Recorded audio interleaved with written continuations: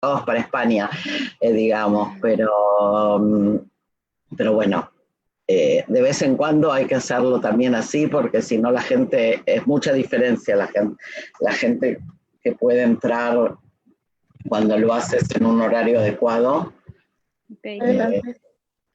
Rabanit, creo que ya estamos ahora sí en vivo en Facebook Live. Adelante, por favor, Karen. Martita, ya no la veo. Sí, Perdón. veo. Sí, Adelante, pero yo ya no la veo a contigo. usted. Ok, muchas gracias, bienvenidos otra vez a este foro de la comunidad Magen David. Hoy estamos muy de manteles largos, muy agradecidos por la presencia de la Rabanit Ethel Barilka. La verdad es un honor que nos acompañe usted el día de hoy, la noche de hoy, el día de hoy para usted ya casi. Le agradecemos enormemente la distancia y el tiempo y el esfuerzo que tomó para usted tomarse este tiempo para darnos a nosotros esta maravillosa conferencia. Solo por dar un resumen de quién es la Rabanit Ethel. Ella es licenciada en literatura hebrea por la Universidad de Jerusalén, con un máster en judaísmo contemporáneo, egresada de la Escuela de Abogacía Rabínica. Escribe, enseña y coordina talleres en relación a la mujer y el judaísmo y la educación. Autora, entre otros textos, del libro Judaísmo en Femenino, y actualmente dirige el proyecto Mujer y Judaísmo. La verdad es que encontrarse con la Rabanit Ethel, ya sea en sus artículos, en alguna moderación o clase, nunca es ir a escuchar una clase de Torah común. Ella tiene esa mirada, esa interpretación y voz femenina, acompañada de profunda erudición, y es un privilegio tenerla hoy con nosotros en este foro comunitario, porque su mensaje siempre nos mueve, nos quita vendas, prejuicios y bastantes etiquetas, de la mano con un profundo conocimiento y sabiduría, enseñanzas que quedan arraigadas en el alma. La Rabanit es un referente de la mujer en el judaísmo y en la educación. Bienvenida, Rabanit. Para mí es un honor poderla acompañar esta noche. Muchísimas gracias, Karen. Un gusto y un honor estar aquí con vosotros. Y bueno, después de todo lo que has dicho, has generado demasiada expectativa. Espero que podamos conversar tranquilos. Para los que la conocemos nos queda, la verdad, corta. Bueno, el tema de hoy es la voz de la mujer en la Torah. Más o menos vamos a abarcar ese tema, pero yo le quería preguntar a usted, para empezar, ¿por qué la búsqueda de personajes femeninos de la Torah y no solo en el mundo judío? Hay una concordancia de mujeres eruditas, pero no del hombre, de la mirada femenina sobre el texto. Mira, el tema, por eso si prestas atención, hemos llamado un poco a lo que vamos a intentar hacer hoy, lo llamamos algo así como voces femeninas desconocidas, si no me equivoco. A partir de la inclusión de la mujer judía en el estudio, digamos, serio, sistemático de la Torá, se abren como dos vertientes, ¿no? Una vertiente que es la necesidad de develar o de descubrir o de buscar las figuras femeninas que existen dentro de los textos, ya sea dentro de la Torá, como dentro del Tanaj, como dentro del Talmud, en un intento de, yo diría, de despejarse, ¿no? Como de buscar a la mujer que está allí, por un lado. Y por el otro hay otra vertiente que tiene que ver más con la búsqueda de una lectura femenina, que no es lo mismo. O sea, la mujer intenta buscar su propia lectura independientemente de si el personaje es femenino o no. ¿Okay? Y este es un fenómeno muy, yo diría, muy importante porque coincide con la búsqueda que también se da en las otras religiones monoteístas, que también hay como una necesidad de reivindicar, de develar, de buscar aquellos personajes femeninos por un lado, y por el otro la necesidad de leer desde la vivencia de la mujer. En realidad, Karen, todos leemos a partir de lo que somos. No solamente la Torá, sino todo, pero en nuestro caso específico, si nosotros pensamos en la lectura de la Torá, que la leemos año a año, cada vez que la leemos desde otro lugar.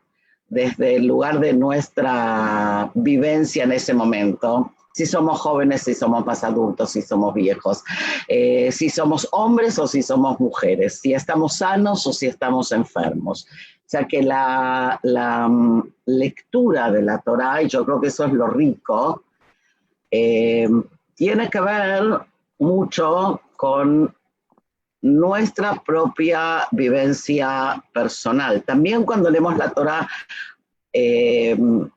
con Parshanim, ¿sí? O sea, con exégetas, la manera en que leemos al exégeta también tiene que ver con nuestra posibilidad de entendimiento, y no es lo mismo lo que entiende un niño que lo que entiende un adulto. De la misma manera, la sensibilidad con la que lee la mujer es diferente a la sensibilidad con la que lee el hombre, y por eso esta búsqueda, que ya tiene unos cuantos años, no es una novedad, de buscar de nuevo esas voces femeninas que a lo mejor quedaron a lo largo de los siglos un poco, sabes, como postergadas, diría yo, en el texto, ¿no? Hay personajes que todos conocemos, y hay algunos otros que, bueno, que están ahí pero que no los conocemos. Sí. Y la verdad es un hecho ya sin vuelta atrás, la búsqueda de la mirada femenina, de la interpretación femenina. Y pienso que, bueno, es una pregunta puede ser, pero ¿qué se pierde el pueblo sin esa mirada femenina, sin esa voz femenina? ¿De qué nos estamos perdiendo? Esa es una pregunta muy, muy interesante, Karen. Yo en lo personal, y eso sí tiene que ver con una postura, creo que en el siglo en el que estamos viviendo se abrió y se sigue abriendo esta posibilidad, esta perspectiva de que la mujer comience a ser parte del diálogo judío. Cuando digo parte del diálogo judío no me refiero solo, qué sé yo, al liderazgo de las comunidades, que obviamente la mujer ya es parte, sino me refiero al diálogo erudito judío, a la posibilidad de la lectura, de la interpretación, de la enseñanza, que hubo a lo largo de la historia siempre mujeres, pero que hoy, por supuesto, hay muchísimas más porque hay un acceso, no diría que universal, pero sí mucho más abierto al conocimiento. Y yo no diría lo que se pierde, diría lo que ganamos. O sea, lo que ganamos al sumarle la voz de la mujer es como una nueva perspectiva, ¿sí? Si nosotros pensamos que la interpretación de la Torá a lo largo de los siglos es algo que no para, que no se detiene, que de manera constante nuestro pueblo ha investigado, ha estudiado, ha intentado reinterpretar, resignificar lo que lee, entonces el agregar esta voz es sumar una perspectiva más. Y creo que, Karen, esto es importante porque a veces hay un poco de temor, como que la voz de la mujer viene a desplazar la voz del hombre, ¿no? Y no hablamos de eso, hablamos de sumar una voz más, en lo que yo personalmente suelo llamar el espiral, ¿no? El espiral de la interpretación. Los que ya me escucharon alguna vez ya deben estar cansadísimos de escuchar esto, que yo digo que el judaísmo es una cebolla que tiene capas, ¿no? Entonces, bueno, esas capas que se van sumando a lo largo de los siglos van haciendo que el corazón se vaya como ampliando, y sumar la capa nuestra hoy, la posibilidad de sumar la capa de la voz de la mujer en la lectura de la mujer, creo que nos aporta a todos. No es un tema de mujeres, ¿sabes? Cuando yo doy clase, muchas veces la gente dice, bueno, es una clase para mujeres. No, no es una clase para mujeres. De la misma manera que yo puedo escuchar un shiur, escuchar una lectura, leer un artículo de un hombre, sería muy interesante que suceda lo contrario. O sea, el diálogo es a partir de dos voces que se encuentran para sumar significación y profundidad a la existencia de un judaísmo vivo, vital, que intenta dar respuestas a los problemas de hoy, y no para desplazar una voz por otra. Creo que eso es muy, muy importante. Y a veces nosotros también como mujeres, bueno, pensamos que tenemos un aprendizaje ya de tantos años y de tantas generaciones que tampoco a nosotras mismas no nos escuchamos y confiamos más en una voz masculina, pero para poder enseñar hay que estudiar, ¿no? Muchas veces queremos luchar por una voz femenina, pero no se puede hablar sin tener conocimiento, hay que profundizar bastante para eso, ¿no? Así es, así es. Por eso yo creo que es muy interesante, digamos, la verdadera revolución que existe o que comenzó en el mundo judío, creo yo que tiene que ver justamente con que la mujer accedió al conocimiento. O sea, no es una cuestión de, bueno, voy a hablar por hablar o porque tengo derecho a decir, ¿sí? Sino que la posibilidad de acercarse al estudio serio, comprometido, sistemático, es lo que permite hoy que haya mujeres eruditas, que haya mujeres que enseñan, que haya mujeres que opinan, que haya mujeres que hacen alajá. O sea, hay una serie importantísimas de aperturas, digamos, en este campo que creo que son fenómenos muy, muy positivos que aportan una nueva mirada, una nueva voz y que incluyen a la mujer, ¿sí? O sea, si hay una palabra que podríamos usar para definir este fenómeno es la inclusión de la voz o de la mirada femenina a este diálogo. Claro, y usted lo dice en varias ocasiones, se lo he escuchado decir que la Torah es eterna, entonces debería de tener respuestas para cada época y para cada situación y para cada generación, ¿es verdad? Sí, bueno, Karen, te voy a contratar porque eres una excelente lectora, una excelente alumna, sí, es exactamente eso. O sea, yo parto de la base, de la convicción, de la fe, que la Torá es eterna, o sea, no es un supuesto, sino que es, digamos, un dado, ¿no? Es un a priori.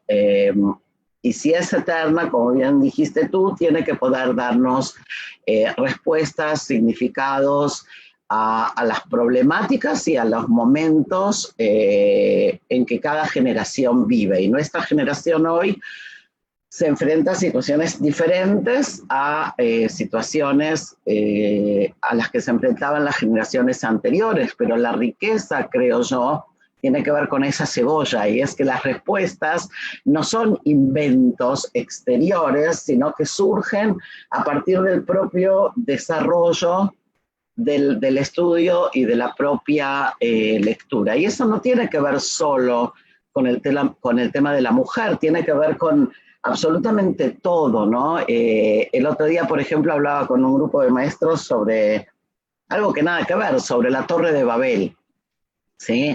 Y estábamos viendo, bueno, cuáles son los mensajes a ser enseñados acerca de la Torre de Babel, etcétera, etcétera, y surge el tema de esta sensación de omnipotencia del hombre, ¿no? En el relato de la Torre de Babel, que se piensa que puede llegar al cielo, que tiene control sobre todo, y en un momento me dio mucha risa, porque dije, igual que en la pandemia, ¿no? Igual. O sea, nosotros vivimos hasta hace muy pocos meses en una sensación absoluta, nosotros como sociedad humana me refiero, en una sensación absoluta de omnipotencia, de que todo lo podemos, de que tenemos el control absoluto del mundo, de la ciencia, o sea, hasta podemos llegar a Marte y podemos llegar a la Luna y podemos hacer miles de cosas, y de golpe viene una pandemia y nos dice stop, ¿sí? No sois más que humanos. Entonces, parafraseando un poco esto, para que entiendas a qué me refiero, no va solo al tema de la mujer, sino que va absolutamente a todo. O sea, la Torá es relevante justamente por eso, porque en cada generación podemos releer y no nos cansamos, ¿no? O sea, como alguien dice, y otra vez vamos a leer esta Parashat HaShavua, sí, otra vez vamos a leer lo mismo y otra vez vamos a encontrarle una beta, un significado, un énfasis, un punto, un ángulo que a lo mejor no lo habíamos pensado hasta ahora. Y es un manantial que no tiene fin. Bueno, yo tendría para usted 1.000.000 de preguntas y los temas que nos puede, que podemos tratar con usted no nos alcanzaría pues ni toda la noche. Pero, ¿qué tal que nos vamos, Rabanit, si le parece, al tema que tenía usted preparado para la noche de hoy? Que yo bueno, solo como para iniciar, la mirada de la mujer en el Talmud es muy amplia y el Talmud es una creación humana de interpretación, usted bien lo dice. Aparecen menos historias vinculadas con mujeres que vinculadas con hombres porque esas épocas o sea, porque esas pocas historias que aparecen ni siquiera las conocemos o las dejamos en la sombra. Si va por ahí su tema de hoy. Bueno, vamos a intentarlo. Vamos a hablar hoy menos de Talmud, a lo mejor, y más de Torá, pero en parte hay fenómenos que coinciden, ¿sí? Y otra vez aquí hay como dos preguntas. Una pregunta es si de verdad hay y por qué hay menos personajes femeninos, por un lado, pero en lo personal, Karen, es algo que me preocupa menos. Más me preocupa por qué a lo largo de los siglos, en la transmisión, incluso esos pocos o menos personajes femeninos muchas veces quedaron como ocultos. ¿Ok?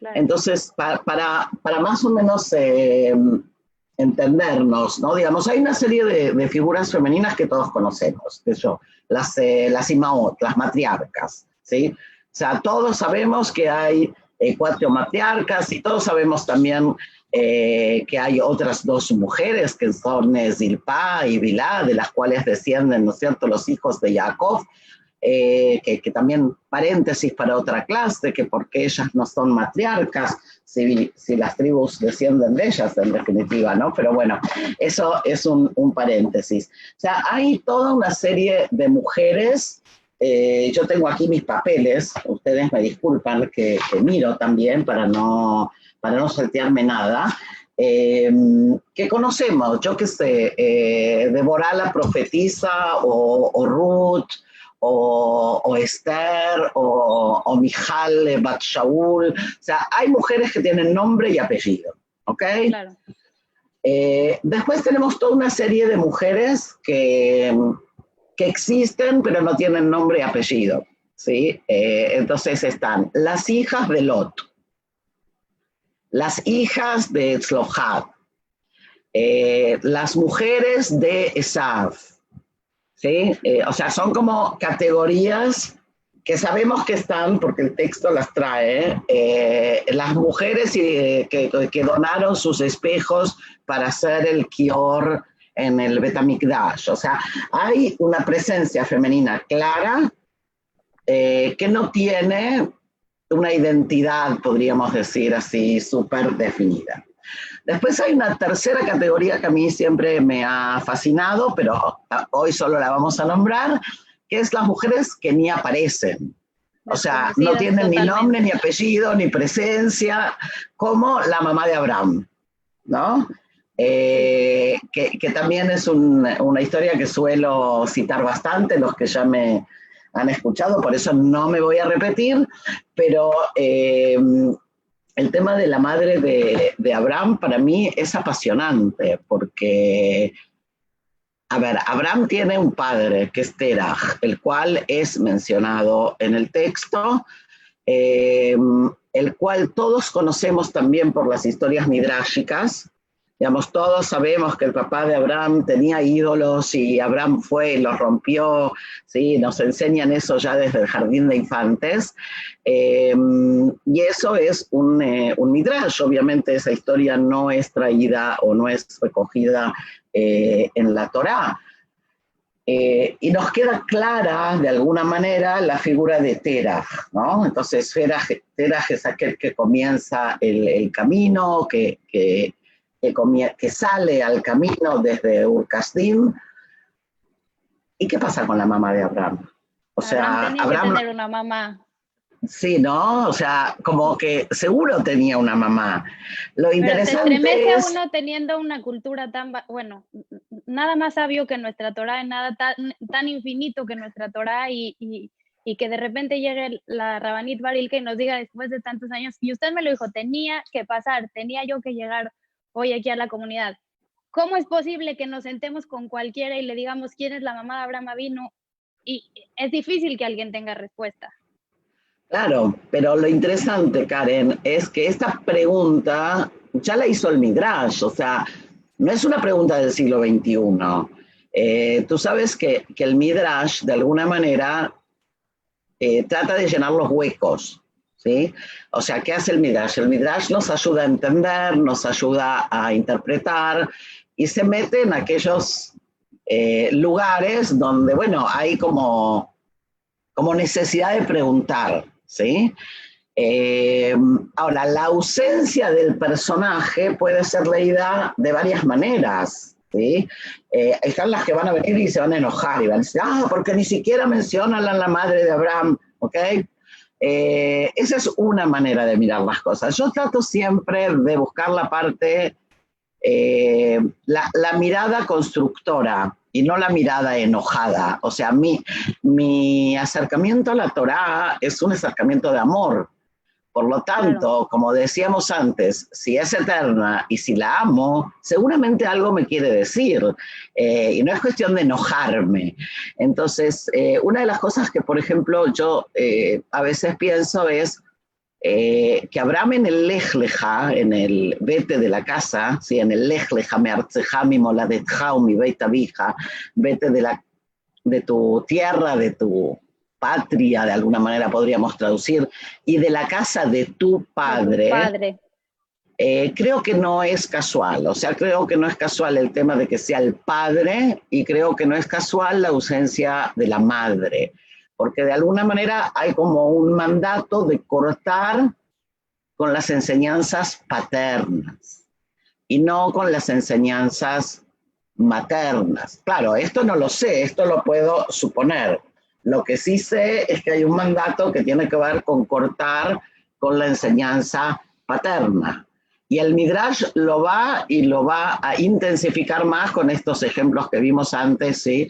Del tema de los ídolos, etc. Sin embargo, el Midrash de alguna manera va a recuperar también la figura de la madre de Abraham. Y no es nuestro tema, por lo tanto no voy a leer todo el Midrash ahora porque es largo, pero de manera muy escueta, lo que surge de ese Midrash es que la madre de Abraham, llamada por el Midrash Amtalai, es de alguna manera su primera discípula. O sea, la madre de Abraham de alguna manera está con él en esta revolución monoteísta, ¿sí? Y hay un Midrash muy, muy largo que yo solamente voy a leer el final, si me permites, Karen, para que la gente que nos está acompañando entienda a qué me refiero. El final del Midrash dice así, y le dijo Abraham a su madre, ¿no? Así es, madre mía, para que sepas que hay Dios en el mundo, grande y terrible, eterno, que ve y es invisible, y habita en los cielos y llena en su esplendor el mundo todo. Y le dijo la madre, ¿acaso hay un Dios fuera de nuestro rey Nimrod? Y contestó Abraham, sí, madre, hay un Dios uno y único, que es el Dios del cielo y de la tierra. Él es nuestro Dios y el Dios también de Nimrod. Ahora ve y dile esto a Nimrod. Según este Midrash, que a mí en lo personal me fascina, es como incorporar a la madre de Abraham en esta revolución del monoteísmo. Es como que es su vocera, su mensajera. Y si vuelvo a lo que decía recién de la casa materna y la casa paterna, parece que no hay un corte, parece que hay una comunidad de intereses, de ideas, de pensamientos y de fe mucho más profunda que lo que hay con el padre, obviamente, ¿no? Eso es, otra vez, Karen, simplemente para dar un ejemplo de una categoría de mujeres que no aparecen, que ni siquiera son la esposa de o la madre de, ¿sabes? Como yo qué sé, la mamá de Sansón, la mamá de Shimshon es la mujer de Manoach, ¿sí? La pobre señora no tiene nombre, pero es la mujer de y la madre de, o sea que está presente aunque no tenga nombre, ¿ok? Sí, claro. Y hay una cuarta categoría que creo que es súper importante, que son muchísimas mujeres que sí están en el texto, tanto en la Torá, como en el Tanaj, como en el Talmud, yendo a tu pregunta, pero que a lo largo de los siglos en la transmisión han quedado relegadas. ¿Ok?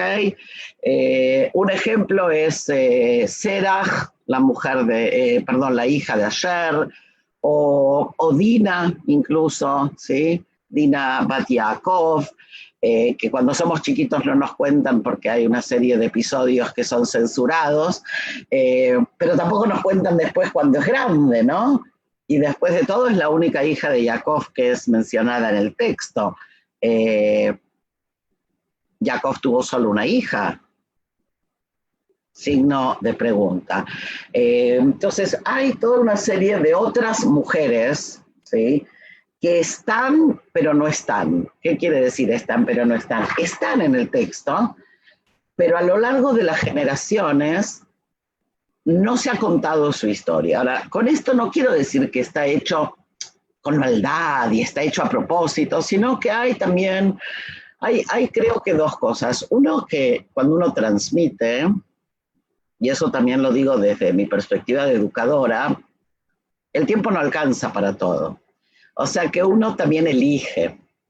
Y uno elige y prioriza. Y la pregunta que a veces podríamos hacernos es por qué a lo largo de la historia se han priorizado ciertos relatos y otros no. Que tiene que ver con la necesidad del transmisor, pero tiene que ver también con la realidad de la generación, ¿sí? O tiene que ver con la mirada masculina y la mirada femenina, y otra vez no desde una perspectiva de criticar, sino simplemente de tratar de describir, diría yo, este fenómeno de la elección, ¿sí?, de los personajes. Ahora, como nuestra historia o nuestra memoria es de alguna manera lo que nos conforma, ¿sí? La historia judía, yo suelo decir, citando, no es un invento mío, citando a otras autoras, que la memoria es midrashica. O sea, es más lo que sabemos de nosotros mismos a partir de la lectura y del midrash que de la historia en el sentido científico y objetivo. Eso es lo que nos conforma, ¿sí? Nuestro lenguaje tiene que ver con nuestros relatos, como en la Haggadá de Pesaj, ¿sí? Más que en la historia objetiva de los datos, las fechas. Ahora, si nosotras como mujeres somos excluidas de esa memoria midráshica, entonces está como faltando algo. Y hoy, volvemos a lo que decíamos al principio, hay como una búsqueda de reencontrar esto. Y cuando me llamaron para que nos encontremos hoy, lo primero que dije es, bueno, pero estamos unos días antes de Tisha B'Av. Claro. La lógica sería hacer un shiur sobre las 3 semanas, ¿ok? Bueno, pero iba a quedar demasiado serio. Pero bueno, no, entonces decidí igual que nos centremos en un personaje que creo que es un personaje sumamente interesante, y que tiene que ver con el momento en el que estamos viviendo. O sea, nosotros estamos a pocos días de Tisha B'Av y estamos comenzando el libro de Devarim. 2 hechos que de alguna manera nos conectan con un personaje femenino muy poco conocido. Déjame decirte que para mí también fue una novedad hace pocos años cuando llegué a ella, que es la profetisa Huldá. Que tiene que ver con esta categoría de mujeres que tienen nombre y apellido y acción, ¿ok? Pero que en la transmisión han quedado relegadas. Claro, ante un profeta como Irmiau, es lógico que Huldá, ¿sí?, nos quede un poco en el tintero. Pero dime una cosa, Karen, antes de seguir, quería saber si puedo compartir pantalla, ¿verdad? Claro, sí. Entonces, sí, vamos, ahí lo están viendo, ¿sí? Sí, perfecto. Perfecto. Entonces, yo lo que quisiera hacer es referirme a Huldah un poquito como un case study, si te parece, como para ver algunos puntos y después abrimos un poquito a las preguntas, ¿no?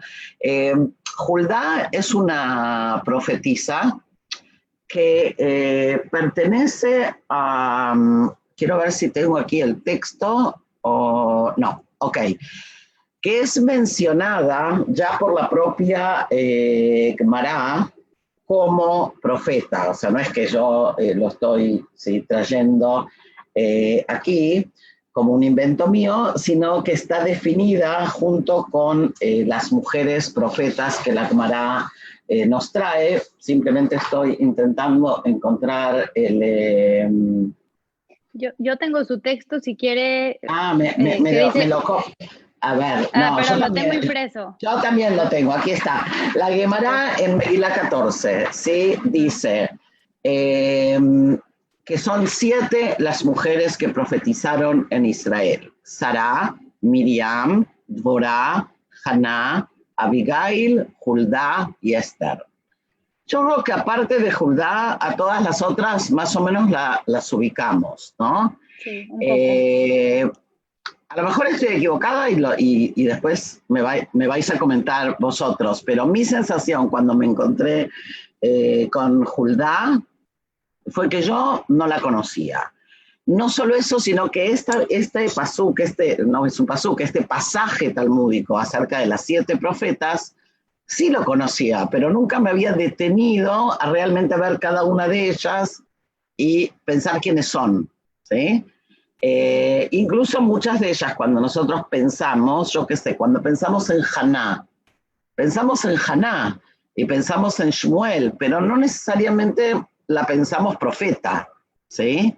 Sin embargo, viene el texto claro de la Gemara y dice que hay 7 profetisas en Israel, ¿ok? Y yo decidí, como te decía recién, que nos dediquemos un poquito a Huldah, porque tiene que ver con estos días, tiene que ver con el tema del Jurban, de la destrucción. Huldah es paralela, contemporánea a Irmiau, ¿sí? A Jeremías. Nosotros vamos a leer la semana entrante, vamos a leer el libro de Ijá, vamos a leer el libro de Lamentaciones, y de hecho Irmiau es el profeta de la destrucción, es el profeta del Jurban. Entonces parecería que en el Jurban tenemos un profeta hombre y tenemos una profeta mujer, y vamos a tratar de ver un poquitito juntos esto. ¿Sí? Lo primero que creo que es interesante es que cuando el Sefer Melahim, el libro de Reyes, empieza a contarnos la historia, nos cuenta que en ese momento histórico reinaba un rey que en español se llama Josías, que en hibrid es Yoshiau, y lo interesante es que dice, 8 años tenía Yoshiau cuando comenzó a reinar, se imaginan un rey de 8 años, y reinó en Jerusalén 31 años. El nombre de su madre fue Yedidá, hija de Abadías de Boscat. E hizo lo correcto ante los ojos de Dios, bla, bla, bla, bla. ¿Ok? Ahora, ahí sí menciona a la madre, justo. Bien, bien, Karen. Entonces, la primera pregunta es esa. O sea, ¿desde cuándo nos cuentan? Fíjense, en contraposición con Abraham, aquí vienen y nos dicen, este rey es hijo de una madre específica. Y esto puede tener que ver con muchas cosas. Una de las lecturas que podemos aventurar es que el rey tenía muchas mujeres. Y por lo tanto, si queremos identificar a este hijo, no es solo hijo del rey, sino que es hijo de un rey y de una mamá específica. ¿Okay? Por lo tanto, hay que ponerle nombre a esta mamá. Por otro lado, tiene que ver un poquito como lo que decíamos con Abraham, que parecería que son las enseñanzas de la madre las que van a influir en la visión de este rey, que es un rey muy particular, porque los que conocen un poco de historia judía saben que fue Yoshiau el que hace luego lo que se llamó la reforma de Yoshiau, o sea, la reincorporación o de alguna manera yo diría la reivindicación del monoteísmo en un momento en el que el pueblo ha caído, ¿sí?, en la idolatría. Entonces, creo que es interesante esta primera aproximación al texto y por eso me di el gusto de cortar el texto por ahí. Ahora, otra cosa interesante que aparece también ya en Melahim, como lo ven aquí, ¿sí?, la cita es clara. Entonces, Hilcías, que es Hilkiyahu en Ibrit, el sacerdote, y Ahikam y Achbor, fueron a Huldá la profetisa. O sea que ya el propio texto tanágico la denomina profetisa. No es como cuando uno dice, yo qué sé, Dorá Neviá, o cuando uno dice Sará Neviá. Uno le está agregando este título de uno, ¿sí? En la interpretación posterior le agrega el título de profeta. La Torá no dice Sará Neviá. De Huldá, el Tanaj dice Huldá a Neviá, ¿ok? O sea, es claro que Huldá profetiza, ¿ok? Que esa es su profesión, si podemos de alguna manera decirlo así. Hasta aquí estamos. Perdón que le interrumpa, pero en algún momento dice que, bueno, dice Huldá, el Midrash relata que Huldá fue dotada de Ruach HaKodesh, o sea, lo menciona, está claramente escrito, pero dice después por el mérito de su esposo Shalom. Y otra vez me regresa a lo que dice usted, no es por enojo ni reprochar nada, pero todo tiene que tener una explicación. Cabe preguntarse por qué el Midrash necesita explicar la inspiración de Huldá como mérito de los actos de su marido y no de los suyos propios. Bueno, esa es una pregunta a la que no vamos a contestar, pero sí vamos a poner el foco, ¿sí? O sea, aquí hay, por un lado hay que es lo interesante en la dinámica del estudio y de la lectura. Hay, por un lado, una clara mención, ¿sí?, de que Huldá es profetisa, y por el otro hay una necesidad de darle a su profecía un encuadre que la legitimice. Y el encuadre que la legitimice, enseguida vamos a ver otras cosas más, pero el encuadre que la legitimice tiene que ver con que ella tiene Ruach HaKodesh, según el Midrash, otra vez, por el mérito de su marido, ¿sí? O sea, no es una cuestión independiente. Sí. Y esto tiene que ver con una lectura de interpretación, ¿sí? Y tú preguntabas antes, Karen, ¿por qué hay ciertos fenómenos que se dan? Y tú misma te diste la respuesta cuando hablabas de la interpretación. La Torá es eterna y es divina, pero la interpretación es humana. Entonces, cuando nosotros interpretamos, de alguna manera proyectamos, diría yo, nuestras inquietudes, ¿sí? Ahora, nuestras inquietudes pueden tener que ver con miles de cosas, como decíamos antes. Si yo soy un científico, mi interpretación me va a llevar o mi lectura me va a llevar a hacer ciertas preguntas que tienen que ver con la ciencia más que con la psicología, ¿sí? Si soy un psicoanalista y leo esta historia, voy a preguntarme cosas acerca de la relación de ese rey con esa madre, ¿sí? O sea, cada uno de nosotros cuando lee, ahora, el Midrash, que estamos hablando, cuando hablamos de los Midrashim que estamos mencionando, estamos hablando de Midrashim muy antiguos, y esto también es interesante, porque sí, cuando mencioné, por ejemplo, lo de Abraham, estábamos hablando de Midrash Rabbah, que es un Midrash sumamente antiguo, y yo personalmente creo que lo fascinante es ver cómo hace siglos, pero siglos, nuestros jajamim se hacían estas preguntas. No es que nosotros somos, wow, qué revolucionarios, descubrimos que se puede preguntar. No, los estudiosos, los jajamim, siempre se hicieron preguntas. A veces pueden tener respuestas que nos pueden gustar o no, pero eso es otro tema, ¿sí? Las preguntas están porque no se puede estudiar la Torá sin preguntar. O sea, todo el estudio de la Torá tiene que ver con hacernos estas preguntas y muchas otras, ¿no? Con tomar una palabra y preguntarnos por qué dice esto y no dice lo otro, ¿sí? Por eso también decíamos antes, el manantial es incesante. Ahora, si nosotras regresamos un chiquitín a Huldá, que nunca sé si es Huldá o Hulda, tengo que averiguar. Sabes que en hibrit suena fatal, porque Huldá en hebreo es una rata grande, un ratón. Okay. Y bueno, por eso me suena muy feo, pero bueno, es el nombre. Huldá es contemporánea, decía yo, a Yirmiyahu, ¿ok? Los dos profetizan en el mismo momento, en el mismo Hatzer, en el mismo patio del templo, tenemos Shar Huldá, la puerta de Huldá. Estamos hablando ahí del 640, del 630, ¿sí? O sea, estamos hablando de antes del Jurbán del primer templo, ¿sí? ¿Nos ubicamos?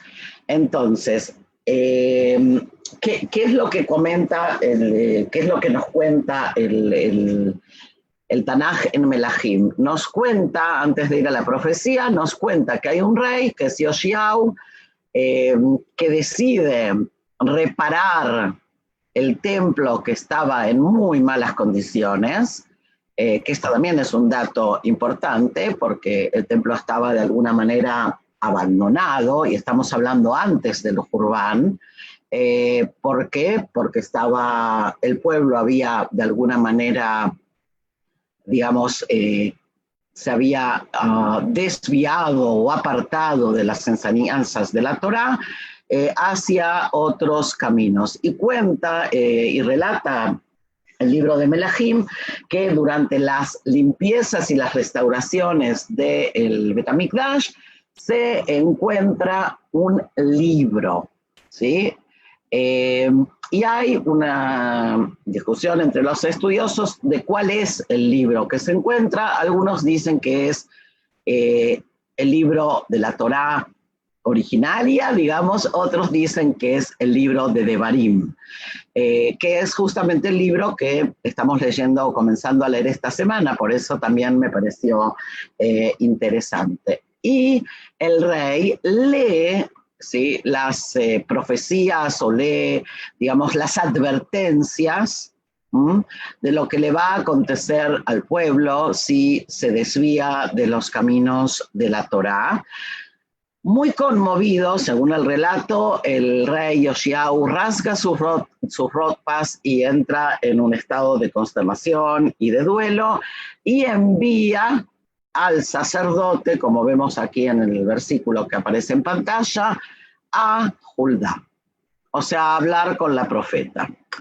Y aquí, entonces, ahora sí, vamos a ver un poquitito de la profecía que dice Huldá, y vamos a tratar tenemos unos minutos todavía, ¿no?, de entender sí, por qué a mí, por lo menos, me parece tan importante, ¿sí? Y la profecía de Huldá dice así: así dice el Señor Dios de Israel, decid al varón que os envió a mí, o sea, al rey, porque fue el rey quien envió a los emisarios, así dice Hashem: he aquí, yo traigo mal sobre este lugar y sobre los que en él moran, según todas las palabras del libro que ha leído el rey de Yehudá, el libro que acabamos de mencionar, ¿sí?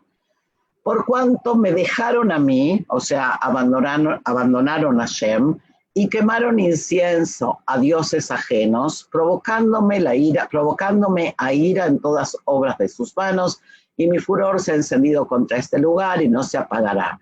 Mas el rey de Yehudá, que os ha enviado para que consultaseis a Hashem, diréis así: así dice Hashem, el Dios de Israel: por cuanto oísteis las palabras del libro y tu corazón se estremeció y te humillaste delante de Hashem, entonces salteo, por tanto, he aquí yo te recogeré con tus padres, y tú serás recogido a tu sepulcro en paz, y no verán tus ojos todo el mal que yo traigo sobre este lugar. Es una profecía que te preguntaría, ¿qué te parece? Nos estremece y lo platiqué con usted en la mañana que no hay manera de no conmoverse con estas palabras, pero también veía yo en su texto que ella tampoco no se tocó el corazón y dio las palabras como tenían que ser. También fue dura, como hay veces acudían a ella porque su mirada y su voz iba a ser más, a lo mejor iba a dulcificar esta profecía, pero ella también fue ruda con esto. Y lo que le decía en la mañana es que duele, es un texto, sí, doloroso para todo el pueblo, pero duele también perdón que lo diga así, pero la mediocridad de no saber profundamente de dónde venía todo esto y esta profecía. O sea, creo que no todos teníamos todo este conocimiento. Y bueno, perdón, puede No, continuar. mira, lo interesante de esta profecía, primero que, digamos, desde el punto de vista conceptual, lo que dice Judá no es diferente a lo que dicen otros profetas, en el sentido de el pueblo se ha apartado de las normas de la Torá, y enseguida vamos a ver a lo mejor un poquito más qué quiere decir esto, y lo que se prevé es un desastre, ¿sí? Pero acá hay algo muy interesante y es que se prevé un desastre y al mismo tiempo Judá le dice, pero tú, rey, que has tenido la capacidad de reconocer esto, yo te voy a salvar. Ahora, ¿cómo te voy a salvar? ¿Cómo te voy a salvar? Es muy raro esto. Te recogeré con tus padres, o sea, va a morir, Sí, ¿sí? Y sí, tú sí, serás sí. recogido a tu sepulcro en paz, como si la muerte fuera mejor que ser testigo de la destrucción, ¿sí? Entonces cuando uno lo piensa, muy terrible y al mismo tiempo hay como una especie de consuelo muy raro, Consuelo. ¿sí? Pero es un consuelo muy raro, o sea, es un consuelo que tiene que ver con, te vas a morir antes de ver el desastre, ¿sí? Eh, y es muy interesante eh, que nosotros, yo por lo menos para mí, es muy interesante que no tengamos registro de esto, no solo por la profecía en sí, sino por lo que la profecía causó.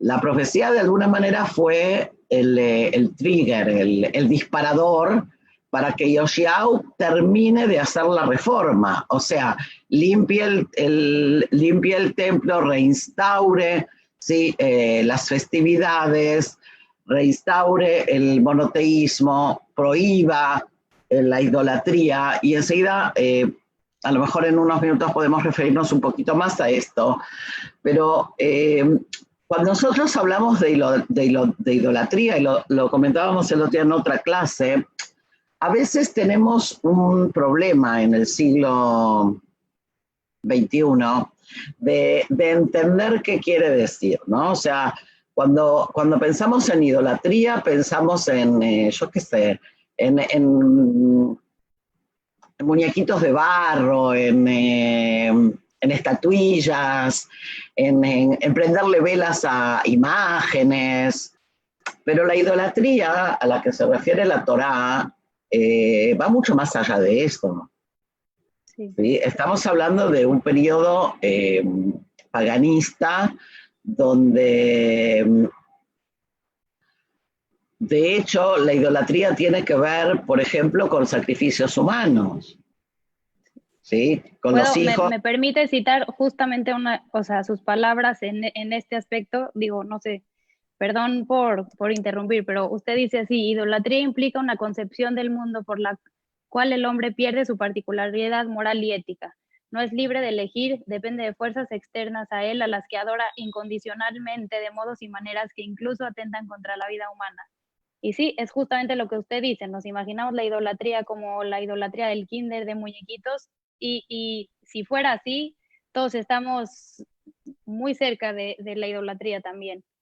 Mejor.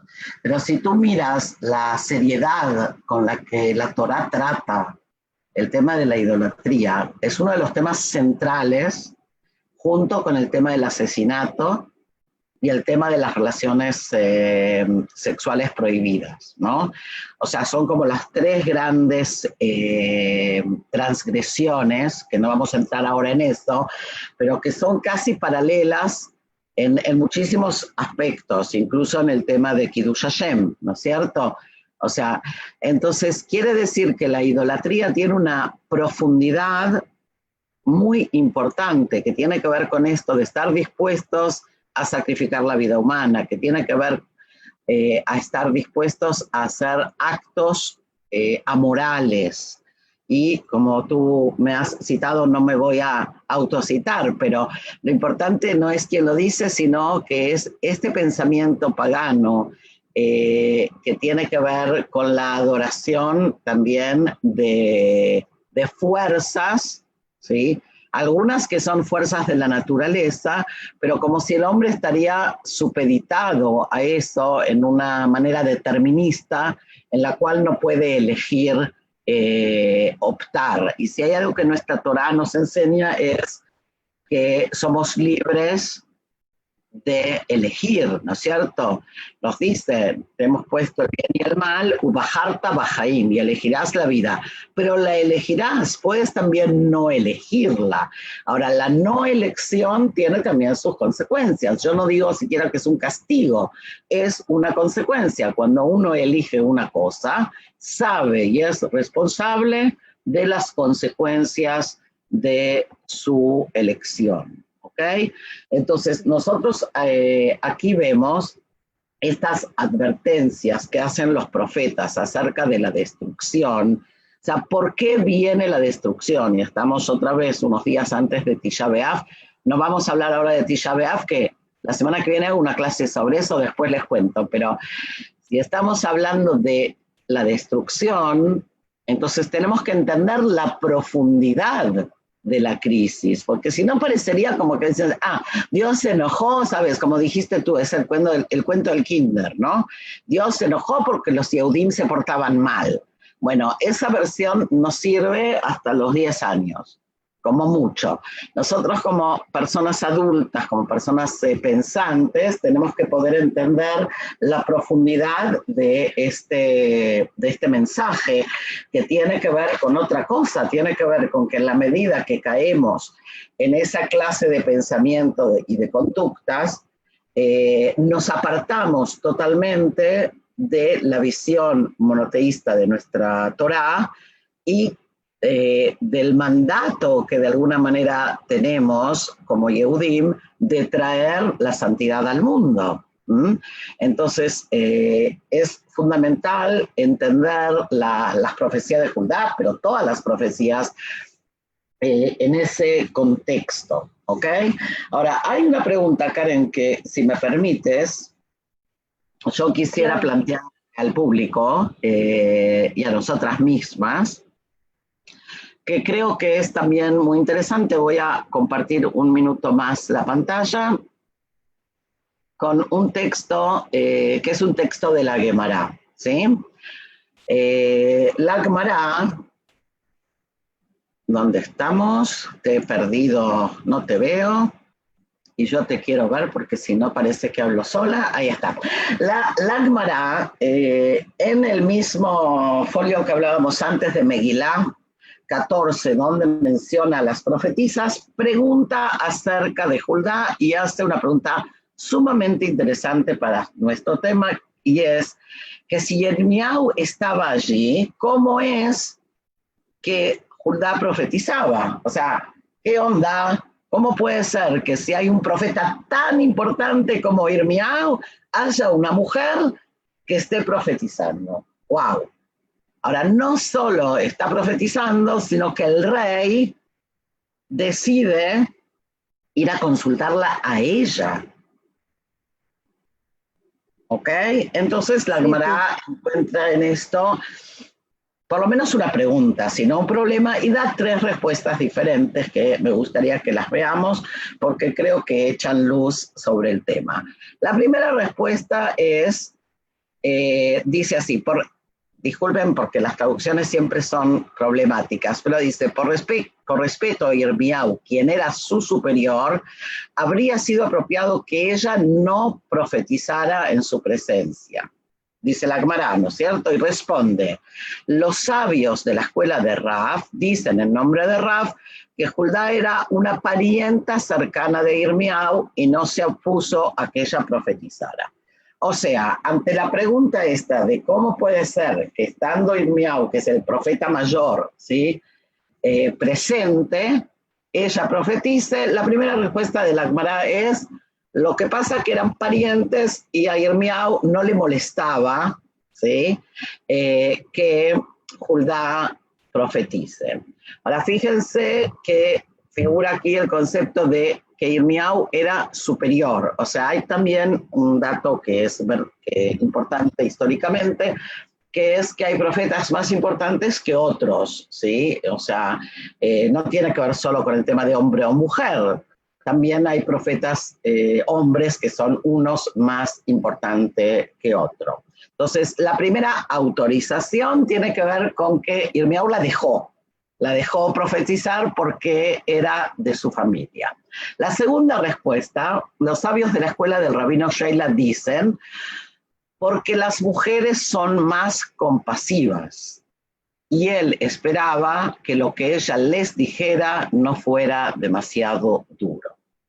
Esta segunda respuesta explicaría por qué el rey fue con ella, porque quería escuchar una profecía un poquito más compasiva que lo que a lo mejor era Irmiau, que era un profeta muy enojado, ¿no? O sea, Irmiau es muy rudo, muy duro en sus descripciones. Cuando leamos Eijá la semana que viene, lo vamos a poder ver.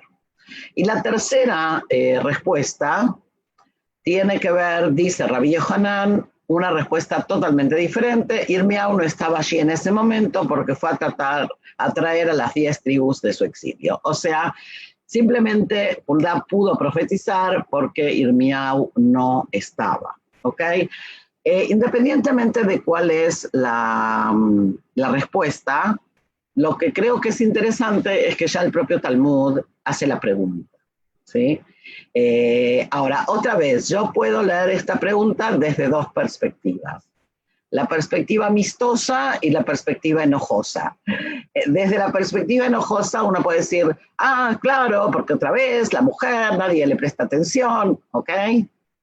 Y el propio Talmud ya se pregunta mal por qué la mujer, y nos explica por qué la mujer puede profetizar, y nos da un montón de excusas de por qué la mujer puede profetizar. También puedo leerlo con ojos más amistosos, y es decir, el propio Talmud se da cuenta que hay aquí un tema y hace la pregunta para permitirnos también darnos cuenta que el propio Talmud ya le llama la atención que aquí hay un tema, ¿okay? Que no es un tema que nosotras hoy descubrimos, sino que es un tema que ya en argentino se dice hace ruido, ¿no? No sé cómo se dice en mexicano, pero que ya como que... Igual. Sí, como que ya hace ruido ahí por el 500, ¿sabes? Cuando se cierra el Talmud, y entonces vale la pena preguntarse, claro, las razones que el Talmud, que los Jajamim se dan, obviamente responden a lo que ellos pueden pensar, y esto no está mal. Tenemos que... discúlpame, Karen, que todo el tiempo enfatiza esto no está mal, porque... No, está perfecto. Muchas veces lo que pasa cuando nos acercamos al estudio es que, sobre todo las mujeres, a veces estamos como muy enojadas. Y parte tiene que ver con que proyectamos nuestra visión del siglo XXI, ¿sí?, a otro momento histórico. Si pudiéramos un poco sacudirnos del discurso al que estamos acostumbrados y entrar al discurso de nuestros textos, veríamos que la lógica interna es diferente a la que nosotros mismos muchas veces nos imaginamos. No estoy diciendo por eso que todo lo que esté ahí está bien y nos gusta, ¿ok? Y también tenemos derecho a enojarnos, pero es como que yo lea a Shakespeare y diga, me enojo con Shakespeare. O sea, el enojo no es el tema. Lo importante es que entendamos que si esta es la fuente de sabiduría de nuestro pueblo, es eso, es sabiduría y tenemos que saber buscar, encontrar y leer con esa sensibilidad. Es como que hay códigos que necesitamos conocer, ¿sí? Entonces, ahora sí digo un mensaje que es medio para las mujeres, ¿no? Aunque sé que hay hombres también escuchándonos, pero creo que es importante que ellos también lo entiendan. Las mujeres hemos leído, yo lo llamo leer la Torá de oído, ¿no? Es como cuando uno toca música de oído o uno lee la partitura. Entonces, hay una diferencia fundamental cuando uno puede leer las notas y tocar, que cuando uno improvisa escuchando. Entonces, las mujeres crecimos escuchando lo que nos cuentan, no solo de la Torá, sino también del propio Talmud y del Midrash. Y ahora es como que ahora, no es ahora, pero en las últimas decenas de años, las mujeres no tocan más de oído, sino que intentan leer la partitura. Y cuando uno lee la partitura tiene que tener la clave, ¿sabes? Como en la música, la clave de sol o la clave de fa. O sea, hay que leer en sintonía con el código que uno está leyendo. Uno no puede leer un texto. Y ahora la mujer también leyendo la partitura, como usted dice, y profundizando y analizando, puede interpretar también. Exacto. Pero para poder hacerlo, primero tengo que descifrar los códigos. O sea, uno de los riesgos es, y no le pasa solo a las mujeres, le pasa también a los hombres, pero uno de los riesgos es que yo no terminé de descifrar el código y me pongo a interpretar. ¿Ok? Eso no se vale. Primero tengo que entender, primero tengo que estudiar, primero tengo que leer el Midrash, primero...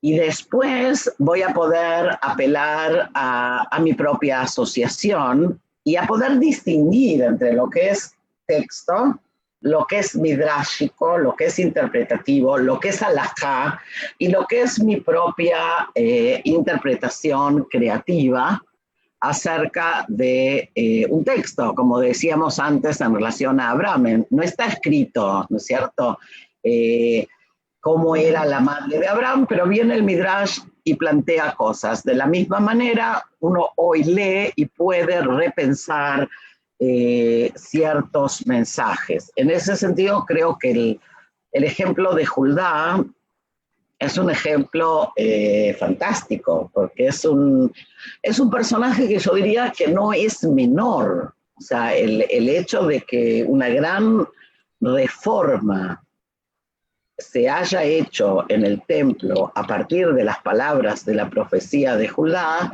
creo que es un dato histórico importante. Claro, el Jurbán vino igual. O sea, ni Judá ni Irmiau lograron reencaminar, ¿sí?, al pueblo hacia las conductas esperadas del pueblo. Tampoco el rey, a pesar de su propia revolución, ¿ok? No sé si más o menos hasta ahí, Karen, con el tema de entender esta perspectiva, y yo estoy mirando la hora, así que si quieres, no sé, ¿quieres abrir un poco a lo mejor a preguntas del público o como tú quieras? Sí, sí, claro. Y bueno, yo creo que es una enseñanza maravillosa y que nos llena, como dije en un principio, nos quita muchos prejuicios y muchas etiquetas. Y estudiar no, como dice usted, no con enojo, sino dando una interpretación distinta y otro foco, otro punto de vista. Sí, hay muchas preguntas. Creo que soy muy afortunada gracias, Judy Achar. Yo quiero agradecer en especial en este foro a Judy que la haya invitado y que estén haciendo en este comité Dani Betech, Pepe Shamosh, Emily Haber, todos los que están trabajando tan arduamente en este comité para la verdad, llenarnos el alma, llenarnos el cerebro, llenarnos de distintas cosas que la verdad es muy fácil ya tener acceso y hay veces, como yo le dije, es mediocre decir no sé, porque hoy para todo hay acceso y hasta su página está en Facebook, está en Instagram, que lo vamos a compartir también porque es algo que tenemos que escuchar las mujeres y los hombres también. Bueno, muy interesante y le quiero agradecer especialmente a usted esta plática y esta noche y tomarse el tiempo que es tan distinto al tiempo de allá ahora. Yo le quería preguntar, ¿qué es para usted en el ámbito de la educación judía, la conexión con su género? ¿Qué dificultades tiene hoy usted como educadora para poder transmitir ya lo que se tiene que transmitir en esta generación que ya no se queda con tantas preguntas? Wow. Sí, para hablar de educación necesitaríamos 2, 3 horas más. Yo no sé si, a ver, no hablaría de dificultades, pero si ya estamos hablando de educación y de género, lo que sí te diría, Karen, es que uno de los grandes problemas que tenemos en la educación, tenemos muchos, ¿no? Pero uno de los problemas que tenemos en la educación judía es la perpetuación de un discurso de género pasado de época. O sea, hay como un desfasaje entre el mundo que vivimos y el discurso de género judío, estoy hablando ahora, no me meto en lo otro porque yo me dedico únicamente a educación judía.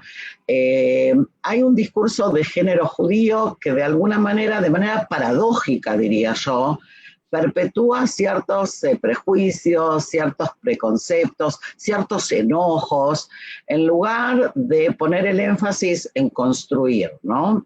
Es como que yo siempre digo, no puedo entender por qué si la mayoría de las educadoras en la mayor parte de las escuelas judías del mundo son mujeres, ¿por qué todavía estamos peleándonos con esto del discurso de género? Es como que las propias educadoras eligen repetir la historia del GAN, como decías tú, la historia del kinder, en lugar de aprovechar esta herramienta, este poder que tienen en sus manos para modificar, en lo que se puede, obviamente, sin transgredir los límites, ¿sí? En modificar el discurso de género. Y muchas veces el discurso de género judío, como muchas otras cosas en el judaísmo, está lleno de creencias recibidas por transmisión de generación en generación, que no necesariamente tienen que ver, volvemos, con lo que la Torá dice, sino con lo que nos han contado que dice o mi abuelita pensaba que, ¿sí? Porque está prohibido hacer tal cosa. Y así muchas veces se educa a las niñas sin darles una perspectiva de género con la que ellas puedan sentirse cómodas, a gusto, incluidas hoy en el siglo XXI. O sea, hoy las mujeres son parte del mundo. Y decir y mantener un discurso de exclusión es dejarlas o es dejarnos de lado.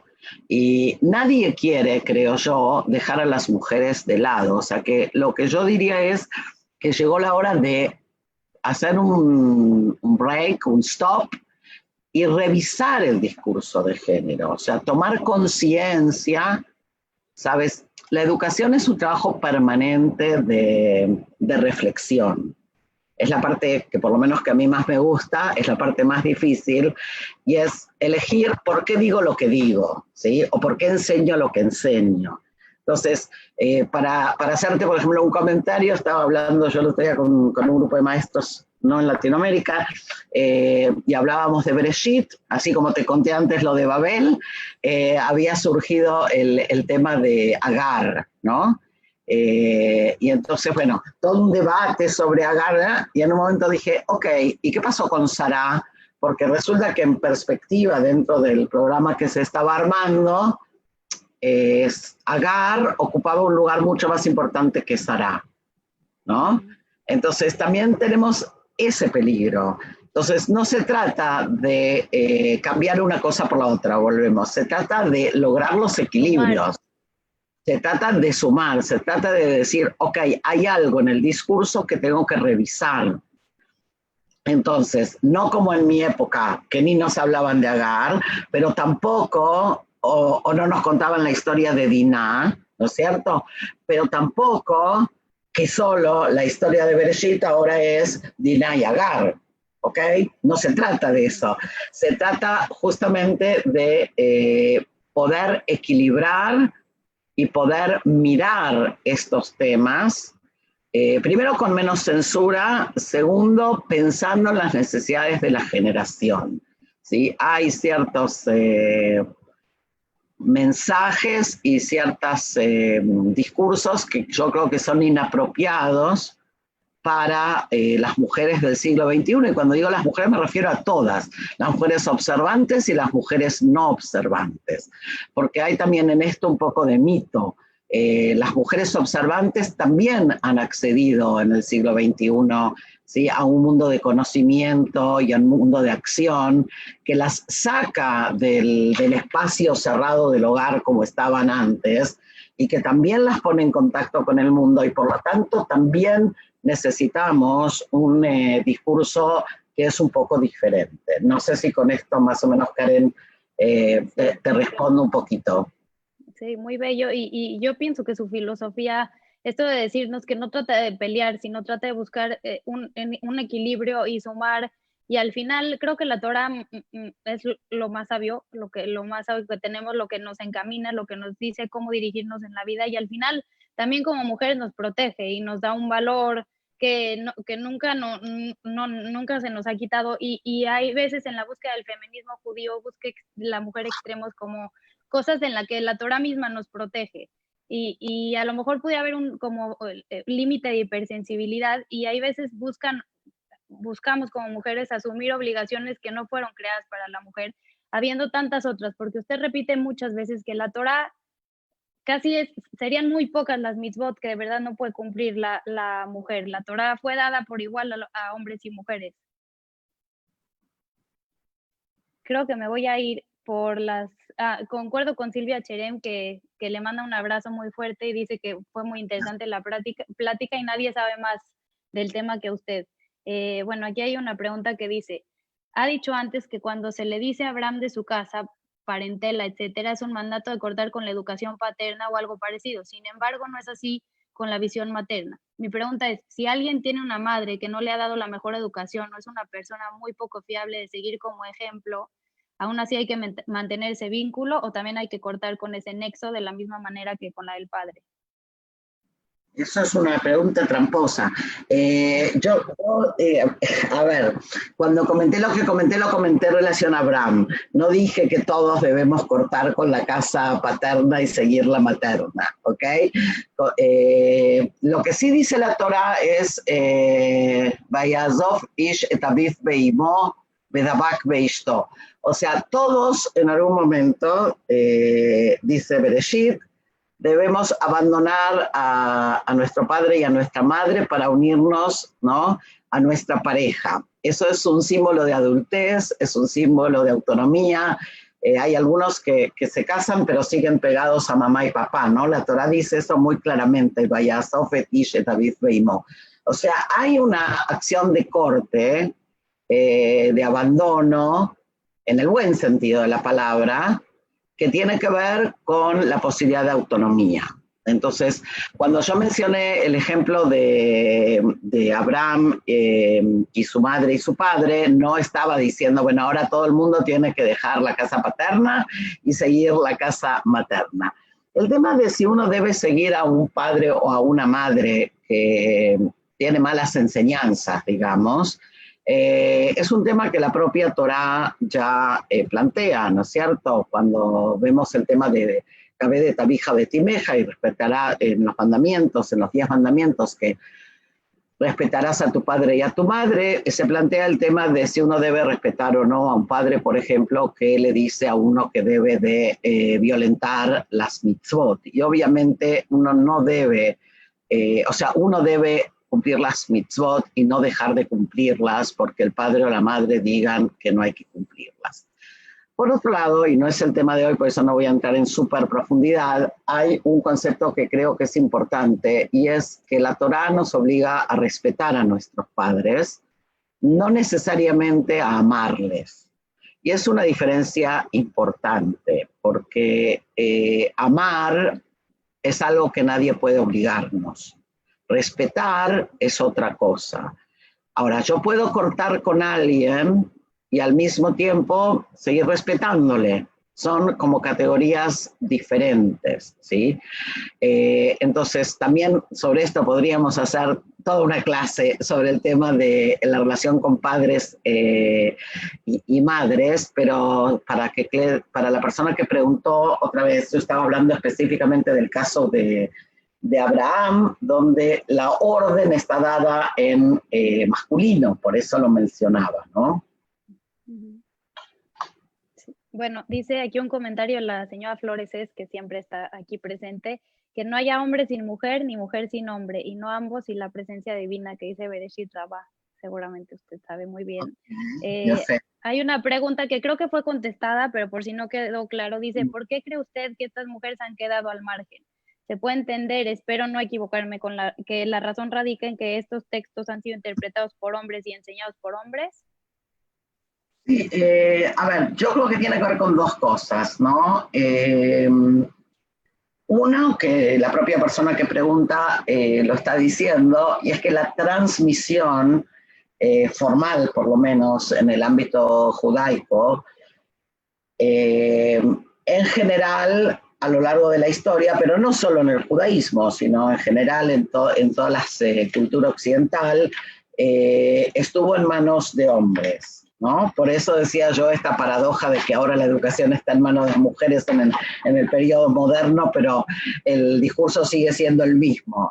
Entonces, por un lado, eso, que la lectura, la interpretación y la transmisión ha tenido voz de varón, ¿ok?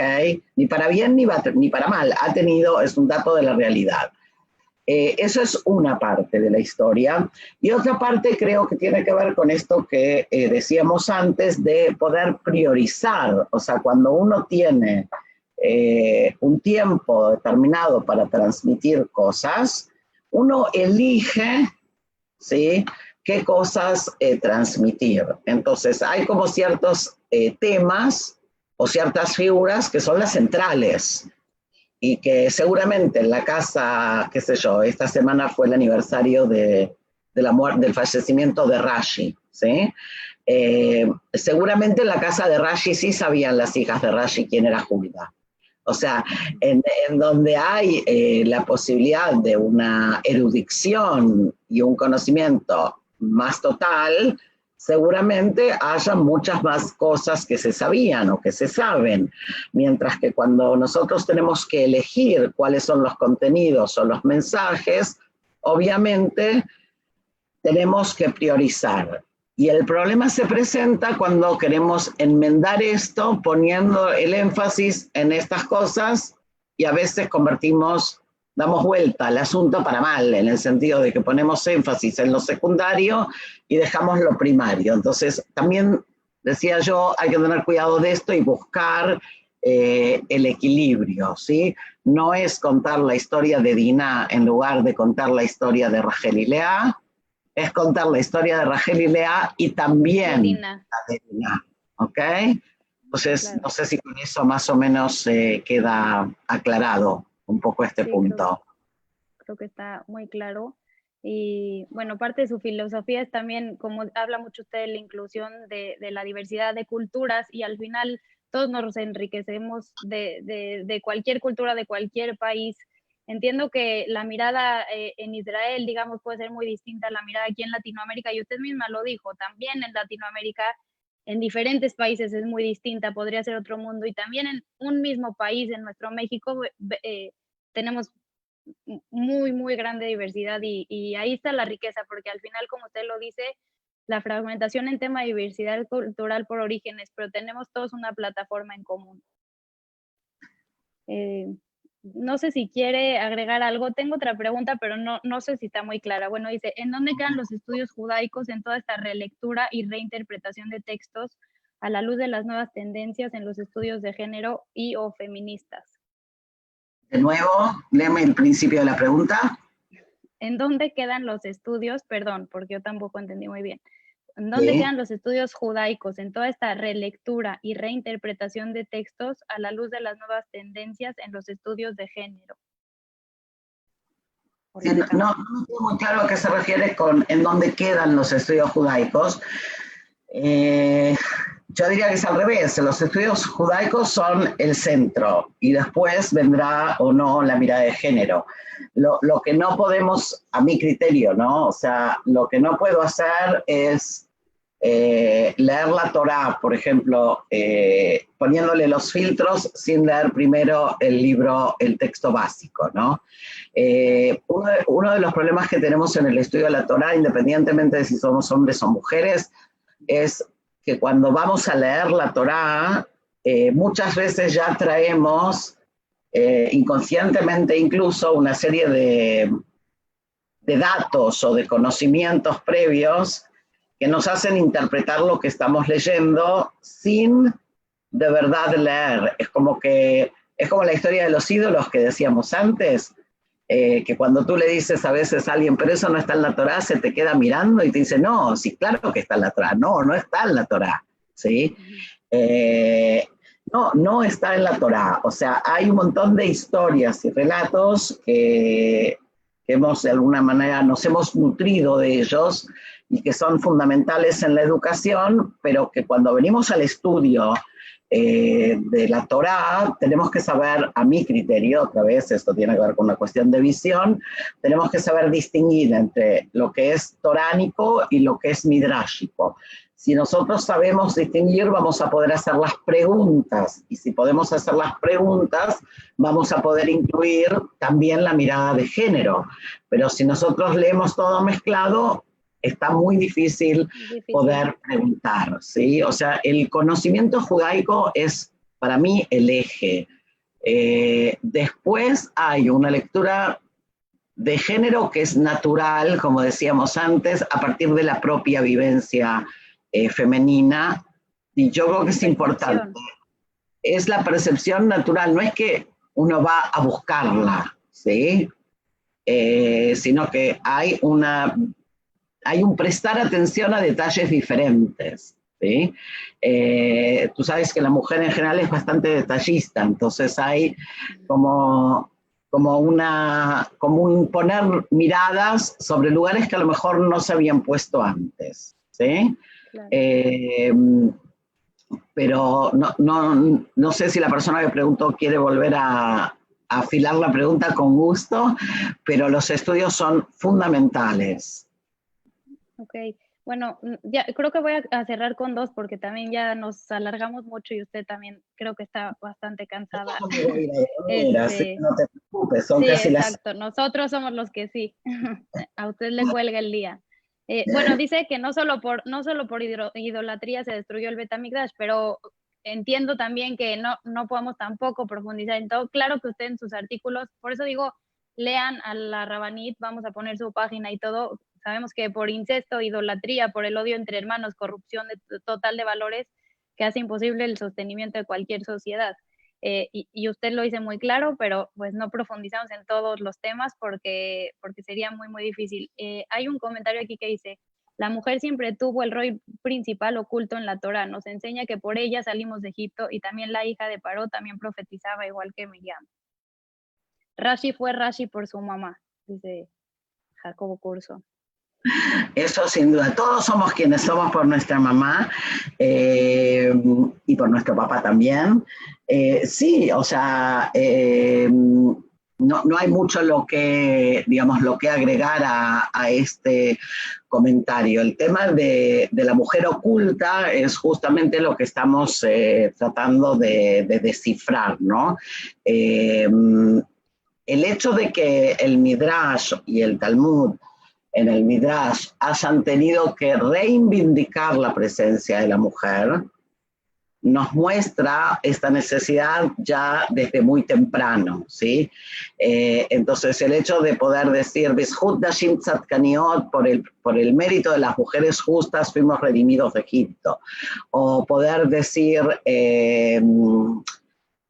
Gama Nashima Yubeotones, también las mujeres estuvieron en este milagro y por lo tanto deben de encender las velas de Hanukkah.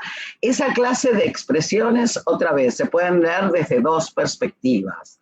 Una perspectiva crítica que es, vieron, las mujeres no estaban y entonces, Y otra posibilidad es decir, ok, los jajamim se dan cuenta de la importancia y la necesidad de incluir de manera consciente a la mujer y nombrarla para que quede claro, para que nadie se imagine que es lo contrario, ¿no? Cuando tú dices ahora las mujeres estaban en la recepción de la Torá, sí, pero yo personalmente me he encontrado con alumnos en escuelas primarias que cuando he preguntado si los hombres y las mujeres estaban en el Sinai, me contestaron que las mujeres no. No. ¿Ok? ¿Por qué? Porque así les han enseñado de que como las mujeres estaban separadas de los hombres, etcétera, etcétera. O sea, que cada lectura que hacemos podemos revisar cómo lo estamos transmitiendo. El hecho de que el propio Midrash tenga que reivindicar y decir, sí, las mujeres estaban ahí, quiere decir que había quienes leían o interpretaban que las mujeres no estaban ahí, porque si no, no habría necesidad de decirlo. ¿Se entiende lo que digo? Entonces, esta reivindicación de la presencia de la mujer no es un tema del siglo XXI, pero es un tema que en el siglo XXI aparece a lo mejor con más fuerza por la presencia que tiene la mujer en el mundo en general, en la sociedad en general. Las cosas en el último siglo han cambiado, algunos dirán que para bien, otros dirán que para mal, eso no importa ahora, pero han cambiado y en el momento que las cosas han cambiado, el tema de la inclusión de la mujer tiene que ver un poco con lo que tú decías antes de esto de también de sumar, ¿no? O sea, yo creo que esto suma a una riqueza del judaísmo en este momento histórico que no se podría haber dado en otro. O sea, hoy es así. Y cómo va a ser dentro de 50 años no sabemos, pero hay desarrollos muy, muy interesantes acerca de la posibilidad de la inclusión de la mujer en los ámbitos del judaísmo, en los ámbitos del estudio judío, de la interpretación, de la halajá, que creo que es importante poder conocerlos, poder mirarlos y poder también dar una perspectiva a aquellas mujeres que a veces se sienten no incluidas, porque hay quienes están muy bien, pero hay muchas mujeres, lamentablemente, que sienten que son poco incluidas en el judaísmo, y bueno, enseñar y ver que hay miradas diferentes, creo que puede llegar a ser de ayuda. Sí, y creo que ya será también labor de cada quien, porque cada quien también tiene que trabajar para ello. Y el último comentario que hice, Jaime Curzon, todo está en la Torá, nada más hay que estudiarla y saber. Y yo para cerrar, quisiera citarla otra vez y dejarla a usted también ya termina esta conferencia, pero en el final de su artículo usted dice así: no lloramos el templo por sus piedras, lloramos por la pérdida de sentido y respeto a la vida, lloramos por la salida al exilio que implicó un cambio radical en la vida nacional. Sin él no seríamos lo que somos, ni el judaísmo que conocemos sería como es. Pero ese es tema de otro artículo. Este Tisha B'Av, una nueva mirada a la profetisa de la destrucción, tal vez nos ayude a prepararnos para el recuerdo. Y yo le quiero agradecer enormemente a usted y a todo el foro y al comité, y muchas gracias otra vez por traernos pláticas tan enriquecedoras, gente tan sabia y que nos llena el alma y el corazón, y que sus enseñanzas se quedan en el alma y el corazón. Muchas gracias a usted, y no, si quiere decir algo para cerrar. Y a todos los que nos han acompañado. Y bueno, ya son las 6, así que me voy a preparar la comida para Shabbat. Y bueno, y nos vemos la próxima, si Dios quiere. ¿Ok? Bueno, y que tengan todos Shabbat. Muchas gracias. Gracias. Muchas gracias, Rabanit. Buenas noches a todo el foro y Shabbat Shalom a todos. Nos vemos la próxima. Bye, bye. Bye, bye.